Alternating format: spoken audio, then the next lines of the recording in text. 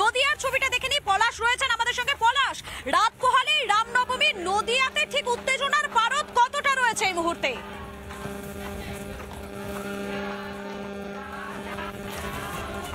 একদমই মধুকল্পিতা, তুমি দেখতেই পাচ্ছ আমার পেছনে কিন্তু অলরেডি যারা রাম সেবক আছে বা রাম ভক্ত আছে তারা বিভিন্ন রকম রাম গানে কিন্তু মাতোয়ারা।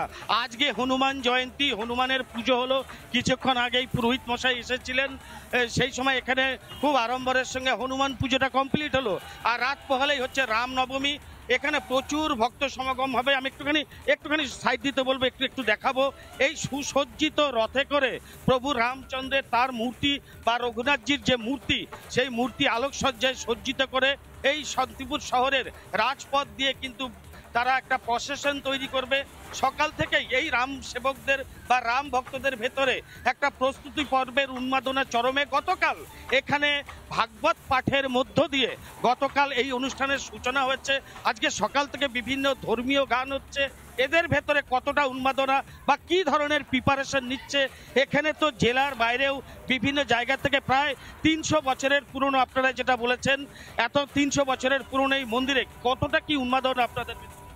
আমরা অনেক দিন, বিগত 7 দিন ধরে এই কর্মকাণ্ড চালিয়ে যাচ্ছি। বর্তমানে 2-1 দিন আগে আমাদের শান্তিপুর পৌরপিতার এসে এই লন বাঁধিয়ে দেন এবং এমএলএ সাহেব ওপরে সেট করে দেন। একদমই বিভিন্ন রকম যে এদের ভেতরে প্রস্তুতি চলছে, আপনারা কতটা প্রস্তুত হচ্ছে? আমরা প্রস্তুত আছি। আপনারা থাকলে আরো ভালো লাগবে। আমাদের সারাদিনই এটাই ভালো লাগছে, আপনারা করছেন, খুব আমাদের আনন্দ লাগছে, আমাদের এটা আনন্দ দিচ্ছে খুব।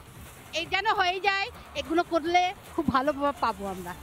কি পুজোর জন্য কি আয়োজন বা কি ব্যবস্থা করছে? পোলো আছে, খিচুড়ি আছে, চাটনি আছে, পায়েস আছে, সব কিছু আছে। প্রভু রামের যাতে পরিষেবায় কোনো ত্রুটি না থাকে তার জন্য কিন্তু পায়েস, পোলাও সব রকম ব্যবস্থা কিন্তু করা হয়েছে। শুধু সময়ের অপেক্ষা, কাউন্টডাউন শুরু হয়ে গেছে। আর কয়েকটা মিনিটের অপেক্ষা বা কয়েক ঘন্টার অপেক্ষা বলা যেতে পারে।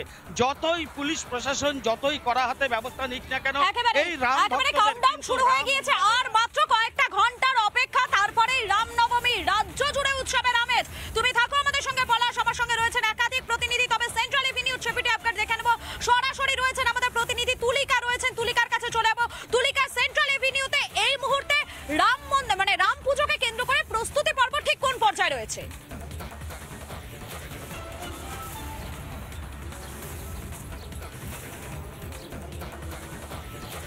রাম মন্দির রয়েছে, সেই রাম মন্দিরের সামনে আমরা রয়েছি, যেখানে কিন্তু ইতিমধ্যে মন্দির যে ধোয়ার প্রাথমিক কাজ, সেই কাজ ইতিমধ্যে শুরু হয়ে গেছে।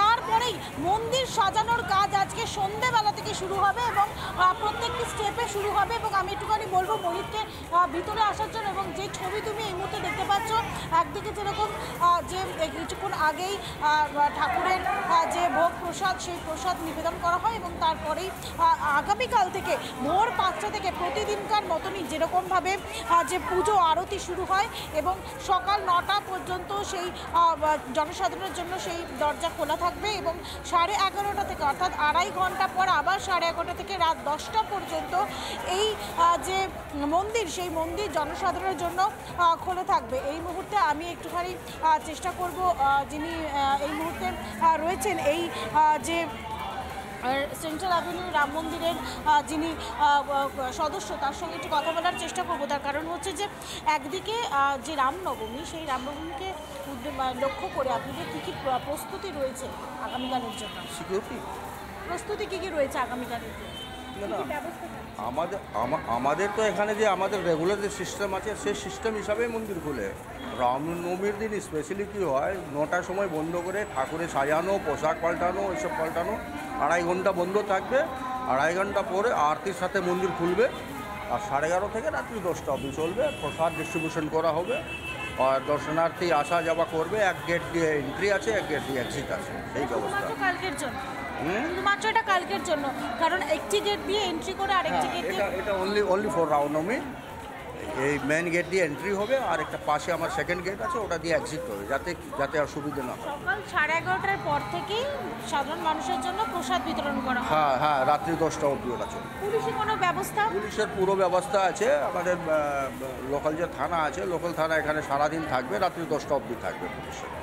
একেবারে তুমি দেখতে পাচ্ছ মধুকল্পিতা যে পুলিশই যেরকম ব্যবস্থা থাকছে, কারণ এই রামনবমীর দিনকে কেন্দ্র করে যেরকম একেবারে বোঝা যাচ্ছে রামনবমীর একেবারে শেষ মুহূর্তের প্রস্তুতি চলছে।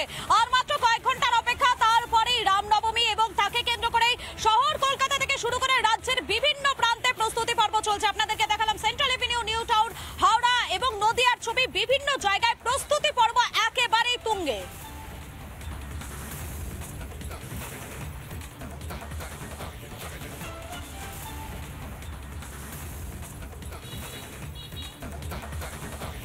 আপনারা দেখতে পাচ্ছেন এই মুহূর্তে 4 জায়গার ছবি দেখাচ্ছি আপনাদেরকে। 4 জায়গাতেই কিন্তু ইতিমধ্যে প্রস্তুতি পর্ব, সেই প্রস্তুতি পর্ব একেবারে তুঙ্গে, কেননা আর মাত্র কয়েক ঘন্টার অপেক্ষা, তারপরেই রামনবমী এবং রামনবমীকে কেন্দ্র করে রীতিমতো কিন্তু প্রস্তুতি পর্ব চলছে। বিভিন্ন জায়গার ছবি দেখাচ্ছি, শহর কলকাতা, সেন্ট্রাল এভিনিউ থেকে শুরু করে নিউ টাউন, নদিয়া, হাওড়া, সব জায়গাতে একেবারে দেখা যাচ্ছে শেষ মুহূর্তের প্রস্তুতি চলছে।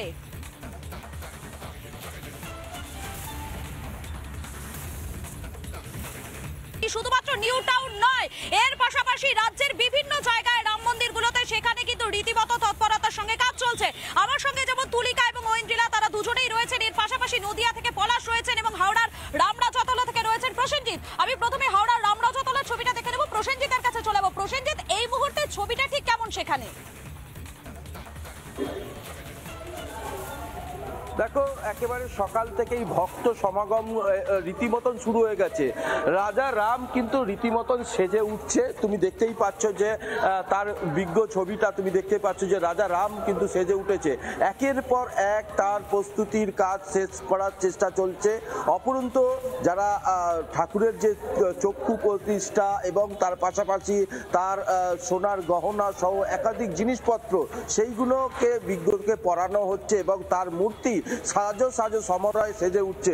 একদিকে যেরকম ভক্তরাও কিন্তু তার সাথে সাথে এসেছে, তারা ছবি তুলছে, এবং একদিকে অন্যদিকে তারা ভক্তরা উল্টো দিকে তাদের মন্দির রয়েছে, সেই মন্দিরেও কিন্তু সেখানেও ভক্ত সমাগম ঘটে গেছে। তবে যত বেলা বাড়ছে তত কিন্তু ভক্ত সমারোহে কিন্তু আস্তে আস্তে বাড়তে থাকছে।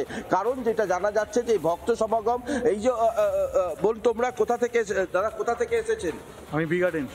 এই যে আজ রাতওয়ালি রাম পুজো, রামকে নিয়ে তো বিভিন্ন জায়গায় একটা আলোচনার জায়গা, যেটা আলোচনার জায়গা, কিন্তু রাম এইখানে 400 বছর, হ্যাঁ বহু বছর পুরনো আমরা দেখে আছি।